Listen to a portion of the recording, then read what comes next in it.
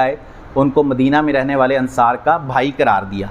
अब सबको बना दिया, पीछे मौला अली अकेले बाकी बच गए। मौला अली इस पर बड़ा परेशान हुए कि सबको हुजूर ने जो है वो बना दिया और मेरा जो है वो किसी के साथ मुआख़ात कायम ही नहीं की।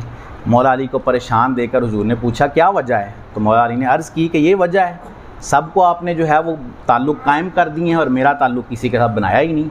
तो इस पर हुजूर ने कहा अली तुमको पसंद नहीं कि तुम दुनिया और आखिरत में मेरे भाई बन जाओ, दुनिया और आखिरत में तुम्हारा मेरे साथ ताल्लुक़ रहे, तुम मेरे भाई बन जाओ। ये मेरे आका सल्लल्लाहु ताला अलैहि वसल्लम ने आपको फ़जीलत अता फ़रमाई है। फिर सैयदा फ़ातिमा का निकाह होना मौला अली करमल्लाहु ताला वजहुल करीम के साथ, ये भी आपकी एक फ़जीलत है कि हुजूर ने ख़ुद कहा कि मुझे अल्लाह ने हुक्म दिया कि मैं फ़ातिमा का निकाह मौला अली के साथ कर दूँ। ये ख़ुद हुजूर ने कहा कि मुझे अल्लाह अज़्ज़ा वजल ने ये हुक्म दिया, जिब्राईल के ज़रिए मुझ तक ये हुक्म पहुँचाया गया कि मैं फ़ातिमा का निकाह अली के